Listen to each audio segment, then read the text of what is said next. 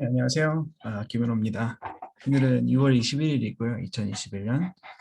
오랜만에 지금 코로나에 관련된 뉴스를 업데이트를 할까 해요.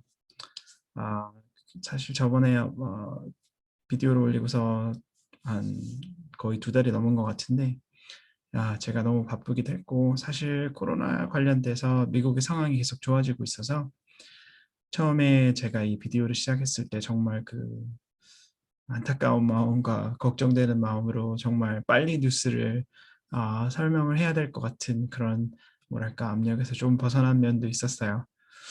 그런데 이제 시간이 좀 지나면서 이제 조금 더 이야기를 해야 될 것이 생긴 것 같아서 다시 한번 정리를 좀 해봤습니다. 오늘 이야기할 내용은 제목에서 있다시피 이제 델타 변종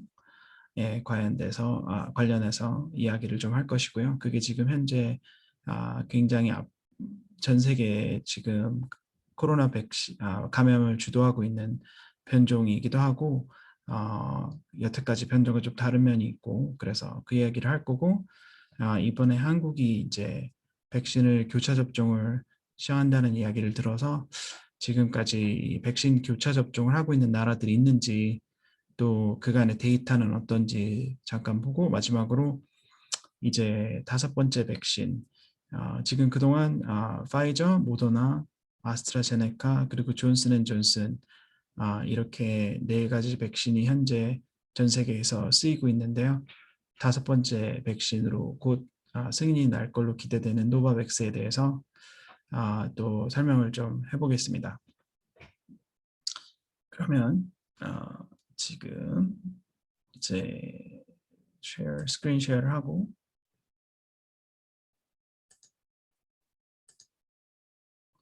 보면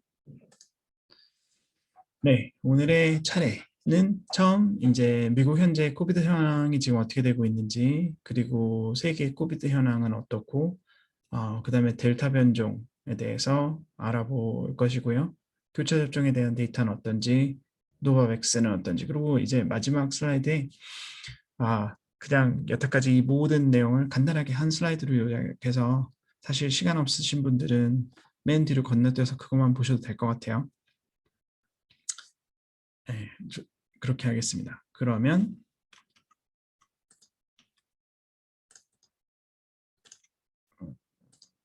자, 지금 현재 미국의 코비드 현황입니다. 지금 보면 지금 미국에서 코로나가 거의 시작한 게 한 3월 20일부터 시작을 해서 첫 케이스가 막 5,600명 생기고 쭉쭉 늘다가 한 4월 막 시작할 때만 해도 새로 진단되는 케이스가 막 26,000명 막 이랬거든요. 그게 피크를 찍은 시점이 2021년의 1월쯤인데 그때 막 하루에 감염되는 환자가 이게 대체 30만 명, 하루에 30만 명씩 감염이 되던 시절이 있었어요. 그런데 백신이 시작해서부터 이게 계속 줄기 시작한 다음에 이제 정말 고무적이게도 하루에 감염자 숫자가 4,000명으로 줄었습니다. 이게 4,000명이면은 거의 처음 미국에 감염을 진단하기 시작해서 첫 케이스를 발표하고 한 3월 이게 20일만 해도 벌써 5,000명이 넘어가거든요. 3월 19일이 4,000명이었어요. 이게 지금 이 그래프에서 보다시피 미국 팬데믹에서 아주 초기 정말 첫 며칠 수준으로 떨어졌어요. 하루 사망자 숫자도 지금 3일 7일 평균으로 300명 미만으로 줄었고 그나마도 어제 나온 데이터로는 사망자가 100명 이하로 줄었습니다. 이게 중증 환자가 계속 줄고 있기 때문에 사망자도 급격히 계속 줄고 있습니다. 정말 고무적인 상황이에요. 저는 병원에서 일을 하고 있는데 정말 저 피크 1월 달쯤에는 진짜 그 병원 그 입원 환자들을 보면 정말 무시무시하게 아픈 사람들이 많았거든요. 코로나가 진짜 심하게 아프면 정말 거의 공포영화에 나오는 수준의 상황이 올 수가 있어요. 그래서 환자들이 막 혈전이 생기고 병 때문에 그러고 나면 그 혈전 때문에 막 중풍도 오고 막 심장 혈관도 막히고 뭐 오만 혈관이 다 막히기 때문에 그러면 또 혈전 용해제를 쓰고 그러면 또 사람들이 피를 폭포수처럼 흘리는 정말 사방에서 피가 막 흐르는 정말 끔찍한 상황들을 제가 많이 겪었어요. 그런 정말 진짜 아비규환 속에서 요새는 병원에서 일하는데 진짜 코로나가 많이 줄었습니다. 줄 뿐만 아니라 들어와서 아픈 사람들의 그 중증도도 많이 줄었고 코로나에 대한 그 부작용으로 입원한 사람도 줄었고 그래서 하여튼 이 의사로서 느끼는 이 체감이 사실 사회에서 사람들이 느끼는 것보다 좀 더 빨리 좋아지고 있다고 제가 느끼고 있는 것 같아요. 처음에 병이 이 팬데믹 시작될 때는 사실 보통 병원에서 일하지 않는 사람들은 못 느끼고 있는 걸 저는 병원에서 급격하게 환자들이 나빠지는 걸 보면서 경각심이 남들보다 빨리 생기고 이 코로나에 관련된 뉴스를 빨리빨리 이야기를 해야 된다는 거의 사명감에 이제 이 생길 정도였는데 이제는 오히려 남들보다 조금 더 안심이 돼 있는 상황이라고나 할까요? 그런 상황입니다. 그래서 유튜브 업데이트도 좀 아무래도 게을러진 게 아닌가 하는 생각을 해요. 그런데 전 세계는 지금 어떻게 되고 있는가? 미국은 지금 백신이 굉장히 롤아웃이 많이 돼서 지금 전체 성인의 한 70%는 1차 이상 맞은 상황이라고 하거든요. 그리고 이제 12세 이상 청소년들도 맞기 시작했고 지금 그런데 지금 보면은 지금 여기 보면 아프리카도 증가를 하고 있고 지금 사우스 아메리카, 남미 같은 경우는 지금 굉장히 폭발적으로 아직도 증가를 하고 있습니다. 그러면 유럽 데이터들도 자세히 보면 그 영국 같은 경우에 영국이나 포르투갈, 러시아가 지금 특히 영국은 전 세계에서 지금 백신 굉장히 가장 많이 맞은 나라 중에 하나거든요. 성인의 거의 80%가 1차 이상 맞았다고 해요. 그리고 전 인구가 60%, 59%가 2차 이상 맞았는데 지금 영국이 이 확진자 수가 엄청 줄다가 다시 확 늘고 있습니다. 그리고 포르투갈하고 러시아도 마찬가지예요. 이게 왜 그러냐면 지금 코로나가 변종이 처음에 중국 우한에서 시작한 오리지널 변종 그리고 이제 뭐 변종은 굉장히 많지만 그 variant of concerns라 그래서 이제 우려되는 변종을 지정해서 지금 가장 먼저 지정된 게 영국 변종이었잖아요. 이제는 WHO에서 이제 나라 오리지널을 따라서 이 변종 이름을 지으면은 그거에 대한 또 뭐 갈등이 있을 수 있고 또 필요 없는 나라나 인종을 차별하는 이런 문제가 생길 수 있기 때문에 이제 명명을 알파부터 베타 이렇게 변종이 생길 때마다 이제 그렇게 명명하기로 했거든요. 그래서 이제 제일 큰 문제가 됐던 첫 번째 변종, 영국 변종이 이제는 알파 변종이라고 부릅니다. 근데 그리고 이제 지금 현재 퍼지고 있는 건 델타예요. 이게 얼마 전까지 인도 변종이라고 불렸던 델타인데 이 델타 변종이 지금 이 영국에서 엄청 퍼지고 있어서 이 감염 숫자가 다시 확 늘고 있습니다.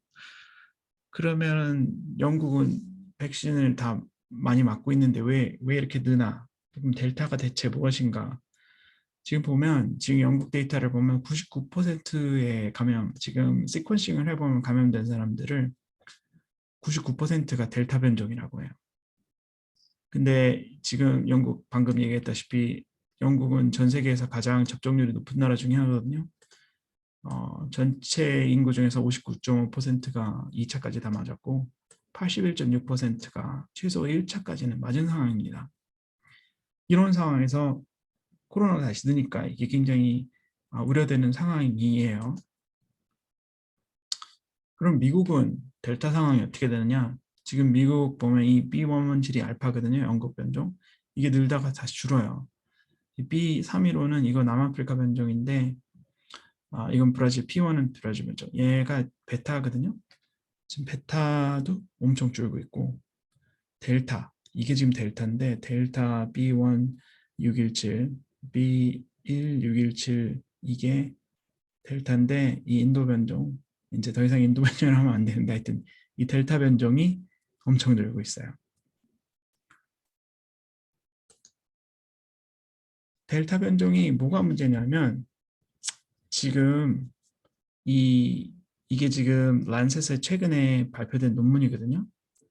그걸 보면 이제 우리 몸의 면역 시스템이 여러 가지가 있는데 이 백신을 맞았을 때 우리 몸에 증가하는 면역 그 반응 중에 하나가 면역 시스템 중에 하나가 이 중화항체가 있어요. 이 백신을 타겟으로 하는 이제 항체가 생기는데 그 이제 백신을 바이러스를 타겟으로 하는 중화항체가 생기는데 그 바이러스를 중화시키려면 어느 정도 일정 농도 이상의 항체가 우리 몸에 있어야 되거든요. 근데 이게 지금 데이터를 보면 이 파이저 백신만 놓고 본 거예요. 아스트라제네카를 빼고 모더나도 없이 그냥 딱 파이저 가장 효과적인 백신 중에 하나인 파이저만을 놓고 봤을 때 이게 지금 위에는 그래프가 1차만 맞은 사람들이고 아래는 2차까지 맞은 사람들이에요. 그럼 보면 이게 Y타입이 이제 처음에 중국에서 시작한 원조 변종이거든요. 변종의 이제 원조 바이러스인데 그걸 보면 1차를 맞고 이게 지금 항체 역가 생긴 사람들의 비율인데 40 이상 생긴 사람들이 대부분이에요. 이 조금 얼마 안 되는 사람들이 이제 다시 감염이 될 수 있는 요 정도의 비율이 1차를 맞고도 다시 감염이 될 수 있어 2차를 맞고 나면 이제 2차를 보면 알다시피 이 중화항체가 40 미만으로 떨어진 사람들 아예 없잖아요. 그래서 이제 1차도 효과적이고 어느 정도 2차까지 해야 완전 효과적이다. 이제 이런 결론이었는데 이게 영국 변종이거든요. 영국 변종을 보면 1차 맞고 나서 이 감염되는 확률이 꽤 높아요. 2차 맞고 나면 거의 없어집니다. 근데 이게 지금 베타 남아프리카 변종이었고 이게 지금 델타 요즘 가장 문제가 되는 델타인데 델타를 보면 1차 맞고서 생기는 비율이 거의 남아프리카랑 맞먹습니다.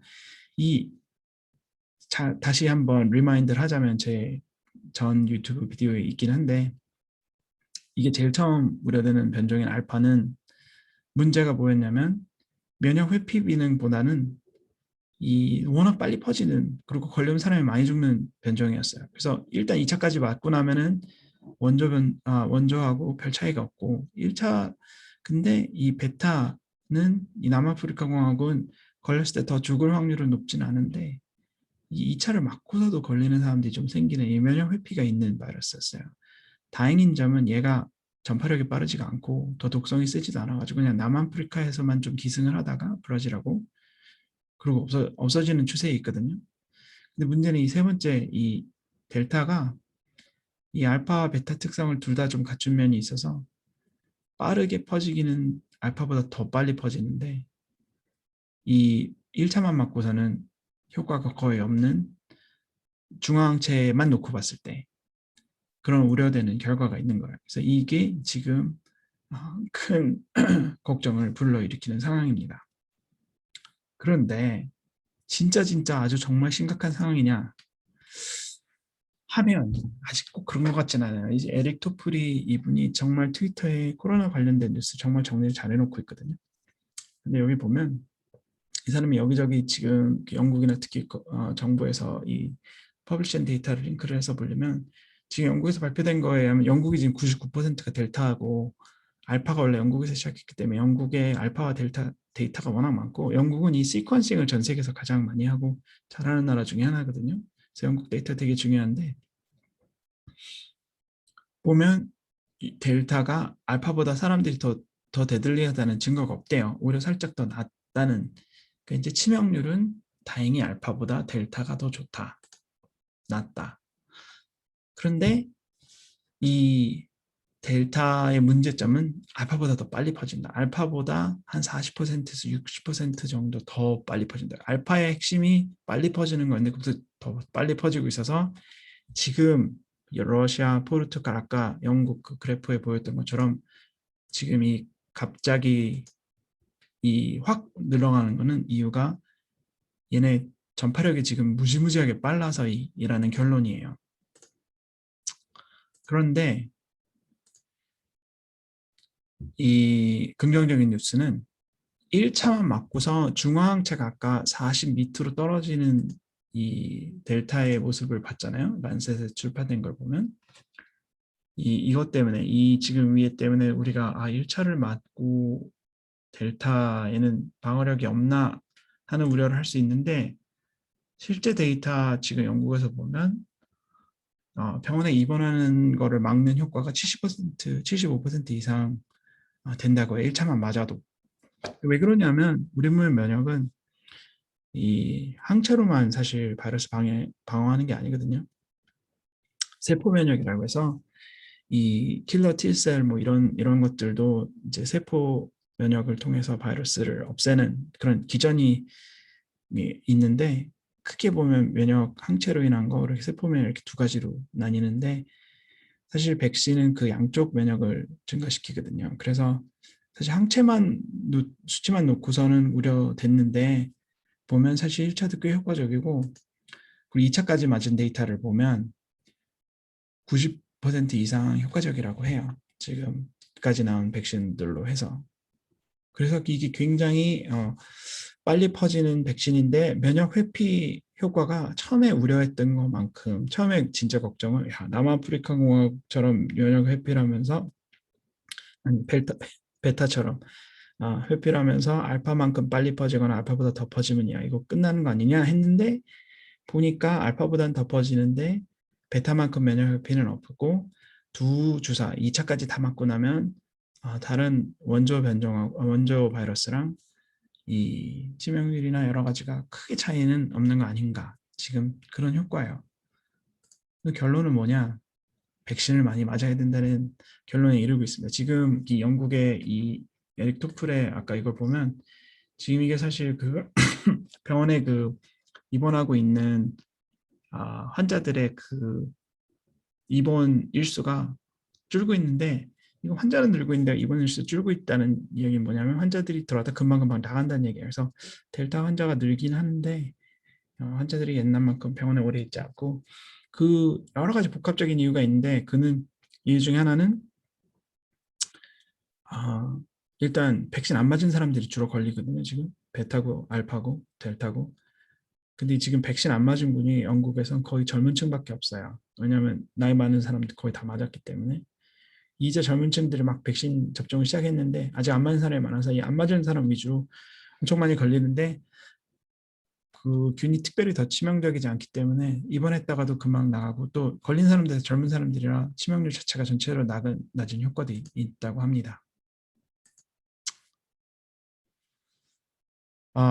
그래요. 그런 상황입니다. 그리고 또 하나는 지금 한국에 이번에 한 분이 30대 남자분이 그 아스트라제네카 맞고 혈전 질환으로 돌아가신 걸로 알고 있어요. 굉장히 안타까운 상황인데 지금 이게 그 젊은 사람들이 요새 옛날에는 젊은 사람들이 코로나에 덜 걸리고 덜 병원에 왔는데 이제는 남은 사람들이 다 젊은 사람들이라 젊은 사람들 ICU에 들어갈 확률이 어쨌든 올라가고 있거든요. 그래서 이 균형이 좀 바뀌고 있어요. 그래서 옛날에 지금 이 파란 점이 뭐냐면 주사 맞고서 아스트라제네카 주사를 맞고서 혈전 질환이 생길 확률이에요. 근데 그전에는 이 코로나를 걸릴 확률 자체가 젊은 사람들이 낮았기 때문에 그 사람들이 그리고 또 그 사람들이 아플 확률이 적었기 때문에 혈전이 생길 확률이 30세에서 39세 그룹, 20세에서 29세 그룹을 보면 ICU에 코로나에 입원할 확률 이게 옅은 핑크색이 옛날 4월 달의 확률이거든요. 4월 달에만 해도 코로나에 걸려서 중환자실 확률이 주사 맞고서 혈전 생길 질환보다 낮았거든요. 그래서 이렇게 되면은 주사를 30세에서 39세까지 아스트라제네카 주사를 맞추는 게 이익 편익이 그러니까 리스크 대비 이익이 적어였어요. 20세에서 29세도 마찬가지로 이 ICU 갈 확률이 워낙 적기 때문에 혈전 질환 확률이 높아서 영국에서 이 30세 미만, 40세 미만을 아스트라제네카 안 맞추기 시작한 거거든요. 근데 요새 이 델타가 퍼지면서 특히 젊은 사람들이 많이 걸리고 그러면서 이 젊은 사람들이 ICU에 들어갈 확률이 올라갔어요. 그래서 30에 39세 지금 확률로 따져보면 아스트라제네카가 혈전이 생길 확률이 ICU 갈 확률보다 낮아졌습니다. 20대는 그 확률이 ICU에 코로나로 들어갈 확률이 올라가긴 했는데 아직도 혈전 질환 확률이 높아서 이 데이터만 놓고 보면 아스트라제네카가 30세 이상은 맞아도 되는 거 아닌가 그런 상황입니다. 그런 데이터고 그러면 이제 할 얘기는 근데 지금 이걸 보면 이 혈전 질환 생기는 게 사실 큰 문제잖아요. 이게 멀쩡한 사람이 코로나에 걸리는 걸 예방하려고 주사를 맞는데 주사 맞고서 죽으면 그게 진짜 타격이 크거든요. 사실 사람들이 백신에 대한 믿음도 줄고 사실 내가 그 환자라고 생각하면 너무 세상에 그렇게 억울한 일이 없잖아요. 그래서 지금 사실 이제 젊은 사람들은 아스트라제네카를 안 맞는 게 어쨌든 이 확률이 뭐 30세에서 39세까지 이제 역전이 됐다고 해도 어쨌든 mRNA 백신 모더나나 파이자 같은 경우는 이 혈전 생길 확률이 워낙 적기 때문에 어쨌든 젊은 사람은 가급적이면 아스트라제네카를 안 맞는 게 아직도 더 나은 상황이긴 합니다. 만일에 이 대체 백신이 있다고 하면. 근데 모두가 알다시피 지금 현재 백신 수급은 굉장히 불균형이고 모더나랑 파이자는 아직도 생산량이 이 요구량을 따라갈 수가 없는 상황이에요. 너무너무 전 세계에서 환자가 많이 생기고 있고 아직도 그렇기 때문에 이 파이자 모더나가 이제 막 풀릴 듯 말 듯 다른 나라들에 그러고 있는데 그러면 이제 문제가 생기는 거예요. 지금 아스트라제네카는 1차랑 2차 접종 주기가 12주로 넓은데 2차를 아직 안 맞은 수많은 사람들이 전 세계에 있고 한국 같은 경우도 아스트라제네카로 먼저 시작했기 때문에 지금 1차 맞고 2차 기다리는 와중에 지금 파이자 모더나가 막 풀릴 것 같거든요. 그럼 이런 상황에서 파이저가 나오면 아스트라제네카 1차만 맞고서 이 사람들이 2차를 아스트라제네카 안 맞추고 파이저랑 하면 어떨 것인가 이제 이런 이제 생각들을 하기 시작하고 있는 상황이에요. 특히 이제 뭐 중화한체를 보면 지금 1차만 맞고서 아까 데이터들 랜셋이랑 보면은 이제 파이자만 놓고 본 건데 중화한체를 아스트라제네카 살짝 더 낮을 것 같은 그런 우려들이 있거든요. 그리고 지금 2차까지 다 맞아야 델타가 완전히 방어가 되는 상황인데 아스트라제네카는 1차, 2차 간격 자체가 디자인상 되게 넓게 돼 있기 때문에 그 기다리다가 다시 스파이크가 올 것 같은 상황이 오는 거예요. 지금 영국처럼. 그러면 2차를 빨리 다른 접종을 맞추면 어떨까? 다른 백신을. 이제 그런 한국 정부도 아마 그렇게 해서 조만간 이제 아스트라제네카 맞은 사람들이 2차를 파이저를 맞추겠다고 한 것 같아요. 이게 사실 언제부터 시작됐냐면 제일 먼저 이 교차 접종을 허용한 나라가 영국이에요. 영국이 1월에 백신 가이드라인을 만들어가지고 만일에 2차 접종이 원래 백신하고 같은 종류가 없으면 다른 걸 맞아도 된다고 그랬어요. 근데 이때 이 사람들이 이런 결정을 낼 때는 영국이 워낙 코로나로 지금 환자가 너무 많이 죽어나가고 있고 데이터는 충분치 않은데 백신은 충분치 않으니까 그냥 그래도 괜찮을 거라고 guesswork로 그냥 거의 운에 맡기는 심정으로 그렇게 시작을 한 거예요. 그랬는데 그 이후로 이제 조그마한 스터디들이 계속 나와요. 뭐 스페인에서 아스트라제네카 맞고서 파이저를 맞았더니 괜찮더라. 뭐 이런 뉴스들이 있어요. 이런 연구들이 나오고 있어요. 많은 경우에 아직 peer review가 안 된 논문들인데 논문은 이제 자기가 연구를 하고 저널에 제출을 하면 이제 같은 분야에 있는 전문가들이 그 논문을 심사를 해서 이거는 연구 과정에 이런 문제가 있고 다시 이걸 보완해라 뭐 이러면서 사실 논문은 제출할 때랑 나중에 퍼블리시 될 때 굉장히 내용이 다를 가능성이 있거든요. 많은 허점이 있을 수도 있고 그래서 피어 리뷰 되기 전까지는 이제 이게 완전히 데이터로 받아들이기 좀 어려운 면이 있는데 지금까지 나온 데이터들이 많은 경우에 피어 리뷰가 아직 안 된 데이터들을 보면 그래도 효과적이라는 얘기들이 스페인에서 나오고 독일에서 나오고 그래요. 지금 보면 그래서 최근에 이 며칠 전에 뉴욕 타임스에서 이 교차 접종에 대해서 기사를 썼는데 결국 이 기사를 쭉 보면은 아직 데이터가 충분치는 않은데 희망적이다. 이제 그런 기사예요. 그리고 기사를 보면 지금 영국하고 CDC에서 이 교차 접종에 대해서 대규모 스터디를 진행 중이라고 합니다. 그 결과가 나오는 시간이 좀 걸리긴 할 텐데 그 지금까지 결과를 보면 희망적이지 않을까. 근데 지금까지 이 리미티드 나온 얼마 안 되는 데이터들을 잘 보면 일단 가장 특징적인 거는 이 주사 맞고 나서 열나는 증상이라든지 오한, 피곤, 두통 이런 게 오리지널 백신 2차 맞은 사람들보다 교차 접종한 사람들이 더 심했다고 합니다.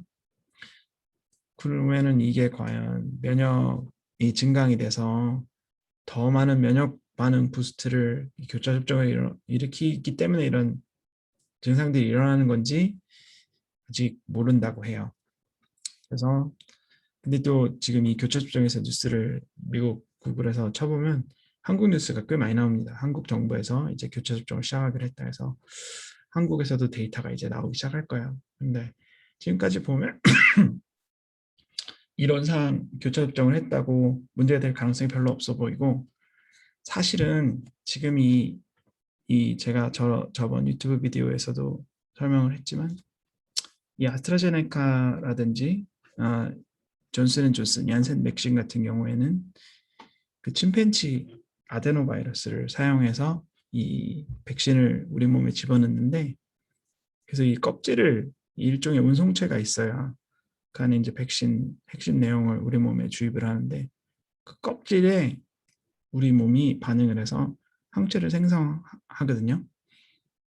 그렇기 때문에 사실 2차가 혹은 3차, 4차가 이제 이 코로나가 변종이 지금까지 뭐 알파, 베타, 델타 뭐 생겼다고 하지만 앞으로 델타 이후로 점점 더 생길 거거든요. 그건 확실한데 그렇기 때문에 앞으로 백신을 계속 맞아야 될 확률도 있고 그리고 또 기존에 맞은 백신이 효과가 얼마나 지속될 것인지에 대한 것도 아직 확실하게 밝혀지지가 않기 때문에 궁극적으로는 이 부스터를 계속 맞아야 되는데 문제는 이 mRNA 백신이나 노바백스 좀 이따 설명할 그런 백신이 아니고 이 아스트라제네카나 얀센 존슨앤존슨 백신 같은 경우는 이 수송체에 대한 항체가 생기기 때문에 사실 부스터로 쓰기에 적합지 않은 면이 있어요. 처음엔 효과가 좋은데 이 운송체에 대해서 항체가 생겨버리면 백신이 우리 몸에 도달하기도 전에 운송체 수준에서 우리 몸에서 잡아먹히기 때문에 면역세포에서 결국은 궁극적으로 누구나 다 교차 접종을 하게 돼야 될 가능성이 있습니다. 그래서 교차 접종에 대한 연구는 필수고 결국은 그렇게 다 될 것 같아요. 그래서 만약에 백신 수급이 지금 충분치 않으면 교차 접종을 하는 것도 일리가 있어 보이기는 해요. 데이터가 아직 충분하진 않은데 그렇습니다. 그러면 마지막으로 노바백스. 지금 노바백스가 한 며칠 전에 아직 일주일 정도 됐나? 드디어 미국에서 3상 임상 시험 결과를 발표했습니다. 했는데 굉장히 결과가 좋아요. 백신의 효과가 90% 이상 효과적이었다고 나옵니다. 이게 지금 보면은 NIH에서 그 효과에 대한 리포트 공식적으로 발표한 거거든요. 그러면 이 NIH에서 발표된 노바백스에 대한 결과를 보면 미국에서 3만 명에 가까운 사람들을 했는데 90.4%의 에피커시를 보였다고 해요. 유증상 감염에 대해서. 그리고 심한 질환, moderate 아니면 중증도나 아주 심한 질환 감염, moderate나 severe 감염 같은 경우는 100% 막았다고 합니다. 특히 코비드의 하이 리스크인 65세 이상 환자들 같은 경우에는 효과가 91%라고 해요. 이게 나이가 들수록 백신 효과가 좀 떨어지는데 나이 든 군에서도 굉장히 효과가 좋다고 나왔습니다. 이게 왜 이렇게 좋은 데이터냐면 이게 노바백스가 사실 1월쯤에 유럽 임상 데이터를 발표했었거든요. 그것도 제 저번 유튜브에 어디선가 있을 텐데 보면 그때 영국이랑 이런 데서는 90%였는데 이 남아프리카 공항에서 테스트한 군에서는 효과가 50%대로 떨어져 있었거든요. 그래서 그때 결론이 노바백스가 원래 오리지널 바이러스에는 효과적인데 변종에는 좀 떨어지는 거 아닌가 하는 그런 결론이었는데 지금 이 미국 3상 데이터는 최신 데이터거든요. 얘네가 임상 시작을 작년 12월부터 시작했어요. 막 딜레이 돼가지고 여러 가지 이유로.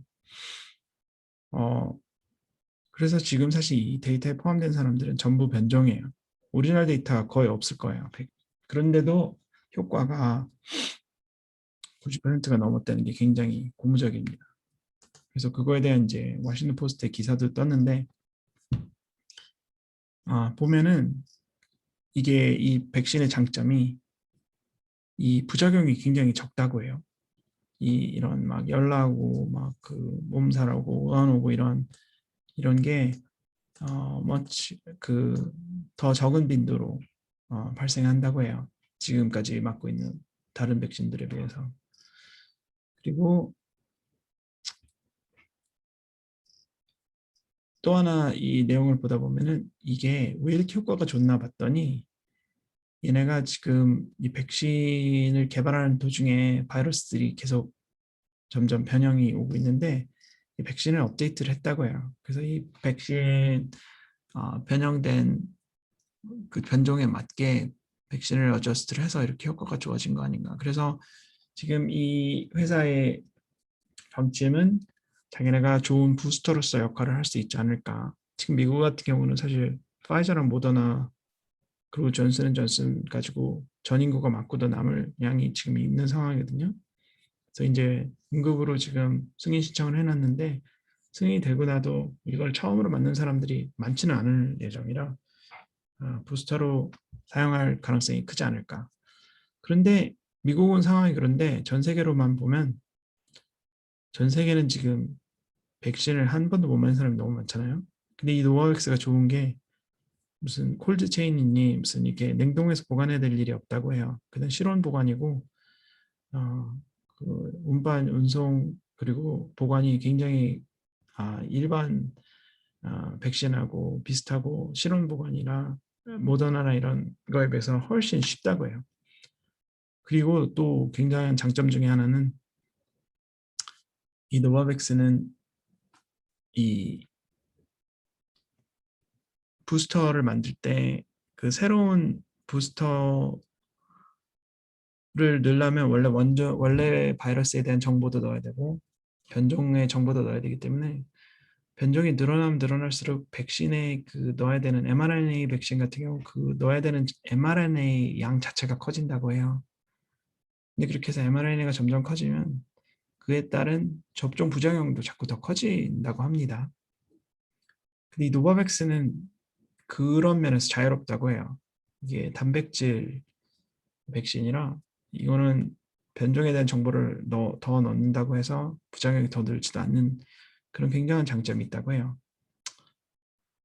그렇습니다. 그래서 오늘의 요점 정리를 하면 지금 미국 코비드 현황을 보면 종식에 가까워오고 있습니다. 확진자가 하루에 4천 명밖에 안 되는데 그거는 미국 인구수랑 감안해 봤을 때 특히 그리고 미국의 코비드를 보면 처음 트래킹하고 작년 3월 초에 코비드 시작하고 3월 18일인가에 4천 명을 넘었기 때문에 거의 그 수준으로 돌아갔고요. 하루 사망자도 지금 100명 미만으로 드디어 접어들었습니다. 미국은 지금 사실 뭐 요새 NBA 플레이오프나 야구장을 보면 사람들이 막 꽉꽉 찼어요. 마스크도 잘 안 쓰고.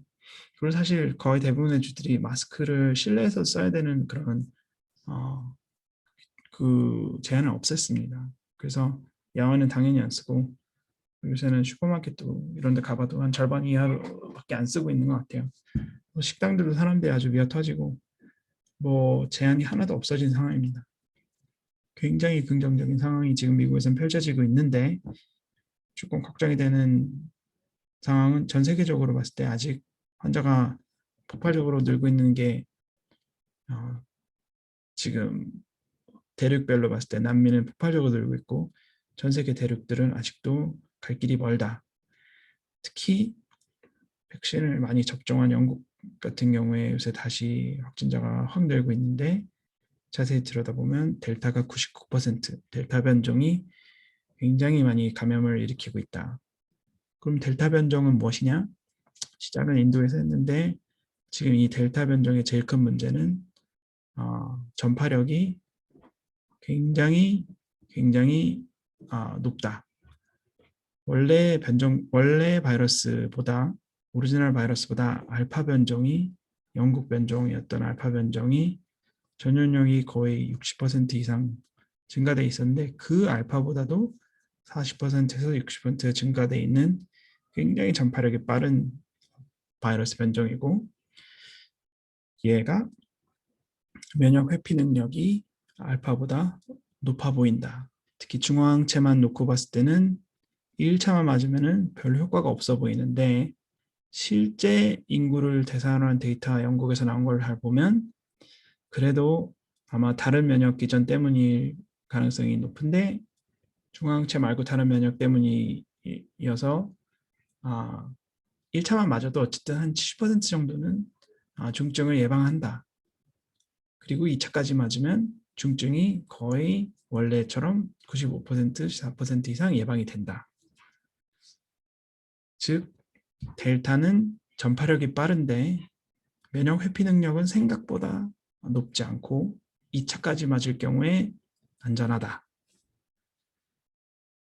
그런데 지금 전 세계적으로 백신 수급이 불균형이고 그렇기 때문에 일부 국가들은 교차 접종을 시행하고 있고 영국은 1월부터 캐나다도 최근에 아스트라제네카를 맞았어도 파이저나 모더나를 맞을 수 있고 반대로도 할 수 있다고 교차 접종을 권고한 상황이고 이에 따라서 여러 가지 스터디들이 지금 결과들이 나오고 있는데 지금 peer review 되지 않은 작은 스터디 결과들을 보면 결과가 긍정적이고 근데 정말 제대로 된 연구는 아직 영국과 미국에서 진행되고 있는데 결과가 나오지는 않은 상황이다. 한국은 지금 교차 접종을 시작하기로 했는데 지금까지 내용을 보면 이익이 그 리스크 부작용보다 커 보이는 상황이다. 근데 지금까지 데이터를 보면 이렇게 교차 접종한 사람들이 접종 후 이런 증상이 뭐 두통이 있다든지 열이 난다든지가 기존 백신을 2차 접종한 것보다 더 높게 나오는 결과를 보인다. 마지막으로 조만간 미국에서 승인될 것으로 예상되는 노바백스가 미국 내 데이터 3만 명에 가까운 환자들을 데이터로 결과 발표했는데 굉장히 긍정적이다. 특히 미국은 변종 바이러스가 거의 대부분인 상황에서 90% 이상 증상 있는 감염을 막았고 중등도나 중증 감염은 100% 막은 백신이 조만간 출시가 될 거고 이는 백신의 운송과 보관 등이 굉장히 간편해서 전 세계에 이 코로나를 막는 데 굉장히 큰 도움이 될 것 같고 특히 부스터 업데이트 때 부작용이 적을 가능성이 있어 보여요. 부스터가 아니라 부스터. 그리고 이 코로나는 결국은 누구나 다 교차 접종을 가서 부스터를 매년 맞는 과정으로 가지 않을까 하는 그런 예상을 해볼 수 있다. 이렇게 됩니다. 그래서 그렇게 해서 지금 6월 21일까지 코로나 뉴스를 모아봤고요. 앞으로 또 특이할 만한 일이 있으면 또 업데이트를 하도록 하겠습니다. 그러면 좋은 하루 되세요.